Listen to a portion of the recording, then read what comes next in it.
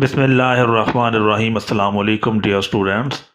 10th class की chemistry हम पढ़ेंगे। आज हमने बेसिमराइजेशन जो है इसके बारे में पढ़ना है। बेसिमराइजेशन जो होता है इसमें हम क्या काम करते हैं, इसमें हमने जो कॉपर है या फिर जो ओर है उससे हमने मेटल को जो प्योर फॉर्म में हासिल करना है। ये लास्ट स्टेप है बेसिमराइजेशन। बेसिमराइजेशन क्या है? ये लास्ट स्टेप है और इससे हमने कॉपर की जो फाइनल एक्सट्रैक्शन है वो हमने कर लेनी है। बेसिमराइजेशन जो होता है, बेसिमराइजेशन इसकी हम तारीफ पढ़ते हैं। सबसे पहले बेसिमराइजेशन जो होता क्या है, पिघले हुए मैटे को नाशपति नमा बेसमर में मज़ीद गर्म करना बेसिमराइजेशन कहलाता है। यानी पिघले हुए मैटे को नाशपाती नमा बेसमर में मज़ीद गर्म करना बेसिमराइजेशन कहलाता है। तो मेटे हम पढ़ा था कि मेटे जो होता है ये कॉपर सल्फेट और कॉपर सल्फाइड और फेरस सल्फाइड का मिक्सचर होता है, तो मेटे कहते हैं। तो मेटे को हमने फिर एक भट्टी है जिसका नाम बेसिमर है। बेसिमर की हमने उसके अंदर बहुत ज़्यादा टेम्परेचर पर गर्म करना है।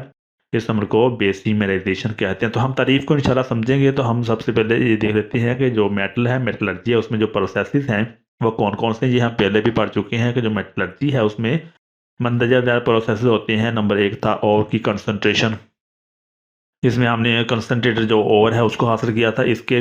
उसके बाद है मैटर की एक्सट्रैक्शन। तो मैटर की एक्सट्रैक्शन अब हम कंटिन्यूसली पढ़ रहे हैं और मैटर की रिफाइनिंग लास्ट में हम इंशाल्लाह बनाएंगे इसकी भी वीडियो कि मैटर की जो रिफाइनिंग है वो हम किस तरह से करते हैं। तो ये हम इसके बाद इंशाल्लाह जो वीडियो है वो मैटर की रिफाइनिंग के बारे में होगी। हम मैटर की एक्सट्रैक्शन इस दफ़ा हम आप पढ़ रहे हैं मैटर की एक्सट्रैक्शन।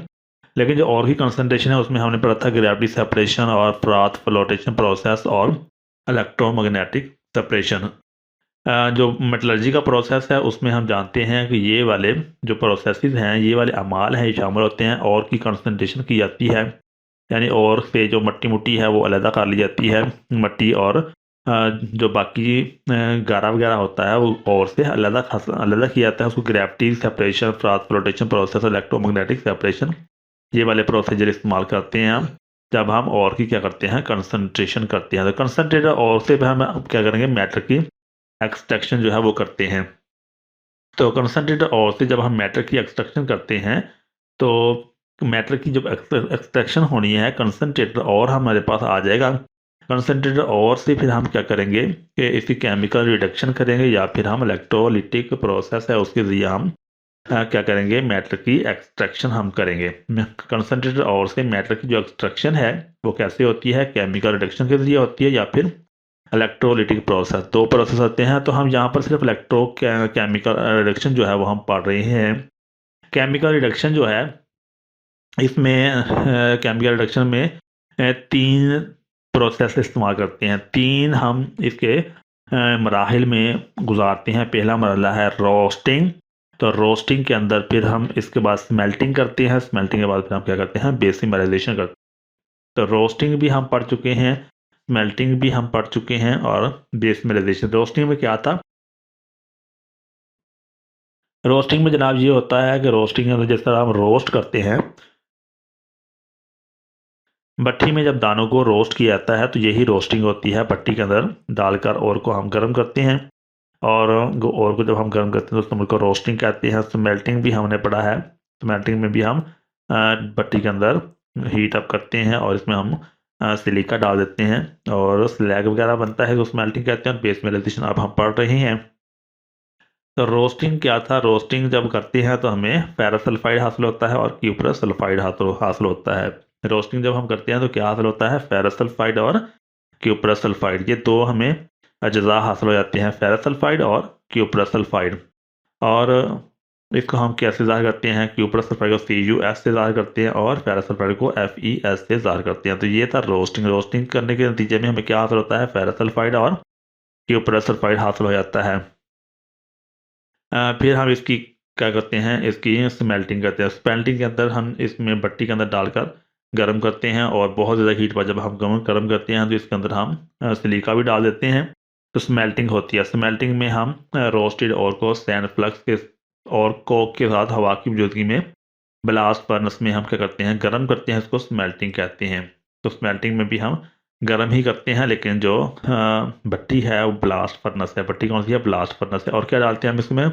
सैंड फ्लक्स डालते हैं और कोक डालते हैं। तो इस तरह स्मेल्टिंग का जो अमल हो जाता है। पहले हमने रोस्टिंग की, फिर अब हम स्मेल्टिंग करते हैं। स्मेल्टिंग के बाद इसके प्रोसेस में, स्मेल्टिंग के प्रोसेस में क्या होता है, फेरस सल्फाइड पहले ऑक्सीडाइज होकर फेरस ऑक्साइड बनाता है, जो सैन के साथ रिएक्ट करके क्या करता है, स्लैग बना देता है। और इस तरह फेरस सल्फाइड जो है स्लैग में कन्वर्ट हो जाता है, जो हल्का होता है और ऊपर वाले स्लैग से खारिज हो जाता है। तो रोस्टिंग जो है, रोस्टिंग उसमें फेरस सल्फाइड और क्यूप्रस सल्फाइड बनता है, और रोस्टिंग के अमल में जो आयरन सिलिकेट है वो हम स्मेल्टिंग में आयरन सिलिकेट यानी स्लैग हमें बन जाता है। स्मेल्टिंग में हम क्या करते हैं, आयरन सिलिकेट जो है स्लैग बन जाता है, और स्लैग जो होता है ये हल्का होता है और बाहर खारिज हो जाता है। इस तरह जो काफ़ी सारी मकदार है फेरस की वो निकल जाती है। तो क्यूप्रस सल्फाइड भी ऑक्सीडाइज होकर क्यूप्रस ऑक्साइड बनाता है, जो कि आन रिएक्टर फेरस सल्फाइड से रिएक्ट करके फेरस ऑक्साइड और क्यूप्रस सल्फाइड बनाता है। तो इस तरह क्यूप्रस सल्फाइड और फेरस सल्फाइड का मिक्सचर तैयार हो जाता है, जिसको क्या कहते हैं, मेटे कहते हैं। तो यहाँ मेटे तक हमने पढ़ा है। तो अब हम मेटे से स्टार्ट करते हैं। पहले ये समझ लें कि मेटे होता क्या है। क्यूप्रस सल्फाइड और फेरस सल्फाइड का जो मिक्सचर है इसको क्या कहते हैं, मेटे कहते हैं। क्यूप्रस सल्फाइड और फेरस सल्फाइड का जो मिक्सचर है उसको क्या कहते हैं, मेटे कहते हैं। क्यूप्रस सल्फाइड और फेरस सल्फाइड के मिक्सचर को मेटे कहते हैं। तो बेसिमराइजेशन जो है वो क्या होती है, तारीफ हम उसकी पढ़ते हैं। बेसिमराइजेशन, बेसिमराइजेशन इसमें पिघले हुए मेटे को नाशपत्ती नुमा बेसमर में मज़ीद गर्म करना बेसिमराइजेशन कहलाता है। तो पेपर में ये सवाल आ सकता है कि बेसिमराइजेशन की तारीफ़ करें। तो तारीफ़ उसकी ये है कि पिघले हुए मेटे को नाशपाती नुमा बेसमर में कन्वर्ट मज़ीद गर्म करना बेसिमराइजेशन कहलाता है।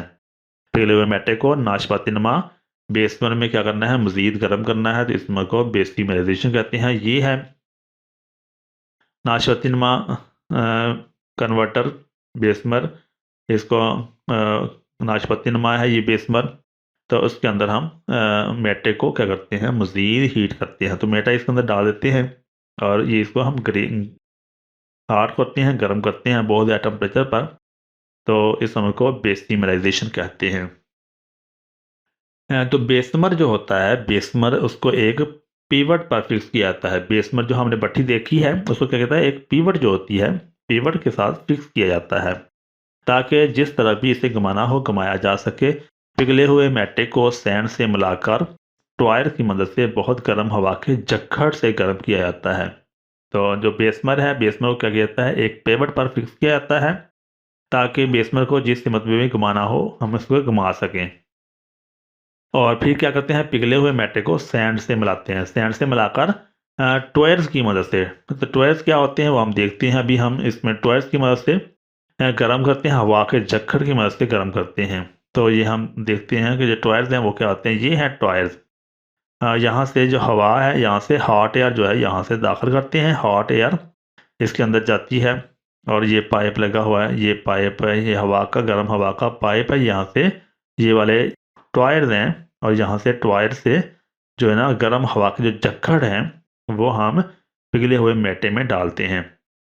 तो जिसके नतीजे में फिर केमिकल रिएक्शन होते हैं। इसको पेवट कहते हैं। ये वाला जो स्टैंड है इसको कहते हैं पेवट कहते हैं। तो ये यहाँ से हॉट एयर दाखिल होती है, हॉट एयर यहाँ से दाखिल होती है, और पाइप की मदद से ये टॉयर्स हैं, तो टॉयर से ये फिर हवा के झक्खड़ से जो मेटे है उसको हवा के झक्खड़ों की मदद से गर्म किया जाता है।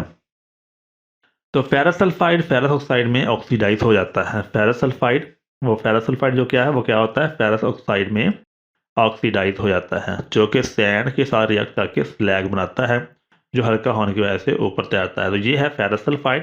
फेरस सल्फाइड क्या करता है, ऑक्सीडाइज होकर फेरस ऑक्साइड बना देता है, और जो फेरस ऑक्साइड है ये फिर सैंड के साथ रिएक्ट करके स्लैग बना देता है। FeSiO3 स्लैग बन जाता है, जो हल्का होने की वजह से ऊपर तैरता रहता है। तो ये फेरस सल्फाइड है 2FeS, ferrous sulphide plus oxygen के साथ रिएक्ट करता है, 3O2 बन जाता है 2FeO, फेरस ऑक्साइड। क्या बन गया, फेरस ऑक्साइड बन गया। और 2SO2 ये वोलेटाइल गैस है, तो ये हवा में उड़ जाती है, और सल्फर जो है वो हवा के अंदर खारिज हो जाती है। फिर FeO जो फेरस ऑक्साइड है, ये वाला जो ऑक्साइड है, फिर ये सिलिका से रिएक्ट करता है। SiO2 सिलिका का फार्मूला है, तो SiO2 के साथ रिएक्ट करते बन जाता है SiO3। FeSiO3 ये स्लैग है, और स्लैग हल्का होता है जो ऊपर से इसको अलग कर लिया जाता है या ऊपर तैरता रहता है। तो फेरस सल्फाइड फेरस ऑक्साइड में ऑक्सीडाइज होता है, जो सैन के साथ रिएक्ट करके क्या बनाता है, स्लैग बनाता है, जो हल्का होने की वजह से ऊपर तैरता रहता है। क्यूप्रस सल्फाइड की बात करते हैं, तो क्यूप्रस सल्फाइड जो है ये भी क्यूप्रस ऑक्साइड में ऑक्सीडाइज होता है, होकर बकिया मादा क्यूप्रस सल्फाइड से रिएक्ट करके मेटालिक कॉपर बनाता है। तो क्यूप्रस सल्फाइड क्या करता है, ऑक्सीडाइज भी होता है, और ऑक्सीडाइज होने के बाद क्या करता है कि बकिया मादा जो क्यूप्रस सल्फाइड है उसके साथ रिएक्ट करके मेटालिक कॉपर जो है वो बनाता है। मेटालिक जो कॉपर है वो अब बन जाता है। तो हम यहाँ से ये देख लेते हैं कि जो मेटालिक कॉपर है वो क्यूप्रस सल्फाइड और क्यूप्रस ऑक्साइड जो होता है इसका मिक्सचर होता है, क्यूप्रस ऑक्साइड और क्यूप्रस सल्फाइड। तो इस तरह जो मेटालिक कॉपर है वो बन जाता है। 2Cu2S क्यूप्रस सल्फाइड है, उसने ऑक्सीजन के साथ रिएक्ट किया, 3O2 ऑक्सीजन के साथ रिएक्ट हुआ तो क्या बन गया 2Cu2O क्यूप्रस ऑक्साइड। और ये सल्फर डाइऑक्साइड जो है ये गैस हवा में खारिज हो जाती है, ये गैस फॉर्म में है तो गैस हवा के अंदर खारिज हो रही है। तो फिर क्यूप्रस ऑक्साइड जो है वो क्यूप्रस सल्फाइड से रिएक्ट करता है, क्यूप्रस ऑक्साइड क्यूप्रस सल्फाइड से रिएक्ट करके 6Cu, ये एक मेटालिक कॉपर है, जो हम चाहते थे वो जो कॉपर है वो यहाँ पर बन जाती है, मेटालिक कॉपर जो है वो बन जाती है, और SO2 यहाँ से फिर हवा में खारिज हो जाती है। तो ये है मेटालिक कॉपर जो प्रोड्यूस हो जाती है। तो पिघले हुए कॉपर को कन्वर्टर से रेत के सांचों में मुंतकिल करके ठंडा किया जाता है। जो बेसमर कन्वर्टर है, बेसमर कन्वर्टर से फिर हम क्या करते हैं, रेत के सांचों में मुंतकिल करते हैं, किसको, पिघले हुए कॉपर को। पिघले हुए कॉपर को कन्वर्टर से फिर रेत के सांचों में मुंतकिल करके ठंडा किया जाता है। इसमें हलशुदा गैसेस बाहर निकलते हुए इसकी सतह पर ब्लिस्टर बना देती हैं, इस वजह से इसे ब्लिस्टर कॉपर कहा जाता है। यानी पिघला हुआ कॉपर जो है उसको फिर हम कन्वर्टर से क्या करेंगे, रेत के जो सांचे हैं उनमें मुंतकिल कर देंगे और ठंडा करेंगे। जब हम इस वो ठंडा करते हैं तो इसमें क्या आता है कि हलशुदा जो गैसेस हैं वो बाहर निकलते हुए जो कॉपर है उसकी सतह पर क्या बनाते हैं, ब्लिस्टर। ब्लिस्टर यानी छाले से बना देते हैं, उनको ब्लिस्टर बोलते हैं, तो ब्लिस्टर बना देती है, इस वजह से इस कॉपर को कहते हैं ब्लिस्टर कॉपर। तो ये तकरीबन 98% खालस होता है। तो ये जो कॉपर है ये वाला कॉपर क्या है, 98% क्या है, खालस कॉपर हासिल हो जाता है। इसे मजीद इलेक्ट्रोलिसिस से साफ किया जाता है। तो पिघले हुए कॉपर को कन्वर्टर से रेत के सांचों पर मुंतकिल करते हैं। यहाँ पर एक सवाल बनता है, उसे कहते हैं ब्लिस्टर कॉपर से क्या मुराद है, ब्लिस्टर कॉपर से क्या मुराद है। ये सवाल पेपर में बाज़ दफ़ा आ जाता है, बहुत मशहूर सवाल है, इसके ऊपर आप निशान लगा रहे हैं, ये पेपर में आ जाता है। ब्लिस्टर कॉपर से क्या मुराद है, पिघले हुए कॉपर को कन्वर्टर से फिर रेत के सांचे में मुंतकिल करके ठंडा किया जाता है, इसमें हलशुदा गैसेस बाहर निकलते हुए इसकी सतह पर ब्लिस्टर बना देती हैं, इस वजह से इसे ब्लिस्टर कॉपर कहा जाता है। तो ये ब्लिस्टर की डायग्राम है, ब्लिस्टर इस तरह के छाले बन जाते हैं जिसको क्या बोलते हैं, ब्लिस्टर कॉपर बोलते हैं। ये ब्लिस्टर कॉपर की डायग्राम है, इस तरह का जो कॉपर है वो फिर हासिल हो जाता है। तो पिघले हुए कॉपर को कन्वर्टर से रेत के सांचों में मुंतकिल करके ठंडा किया जाता है, इसमें हलशुदा गैसेस बाहर निकलते हुए इसकी सतह पर ब्लिस्टर बना देती हैं, इस वजह से इसे ब्लिस्टर कॉपर कहा जाता है। तो ये ब्लिस्टर कॉपर जो है ये क्या होती है कि जब कॉपर को कन्वर्टर से जो है रेत के सांचों में मुंतकिल किया जाता है तो इसके अंदर हलशुदा गैसेस वो जो गैसेस होती हैं वो क्या करती हैं, बाहर निकलती हैं। बाहर निकलते हुए कॉपर की सतह के ऊपर क्या बना देते हैं, ब्लिस्टर्स बना देते हैं, इस वजह से इस कॉपर को क्या कहते हैं, ब्लिस्टर कॉपर कहते हैं, कॉपर ब्लिस्टर कहते हैं या ब्लिस्टर कॉपर कहा जाता है। यह तकरीबन 98% खालस होता है, इसे इलेक्ट्रोलाइसिस से मज़ीद साफ किया जाता है। तो इलेक्ट्रोलाइसिस जो है इसको हम 9th क्लास में भी पढ़ चुके हैं कि इलेक्ट्रोलाइसिस क्या होता है कि एक सेल बनाया जाता है इसमें एनोड और कैथोड होते हैं, और फिर इलेक्ट्रोलिसिस का जो प्रोसेस है वो स्टार्ट होता है, बैटरी की मदद से चलाते हैं, तो जो कॉपर है उसकी इलेक्ट्रोलिसिस हो जाती है। और रिफाइनिंग ऑफ दी कॉपर में भी ये हम पढ़ेंगे कि इलेक्ट्रोलिसिस हम किस तरह से करते हैं, इसके बाद इंशाल्लाह रिफाइनिंग ऑफ दी कॉपर हम पढ़ेंगे। अगर आपने चैनल को सब्सक्राइब नहीं किया तो सब्सक्राइब कर लें। अपना बहुत सारा ख्याल रखिएगा। अल्लाह ताला हम सबका हामी नासर हो। अल्लाह हाफिज़।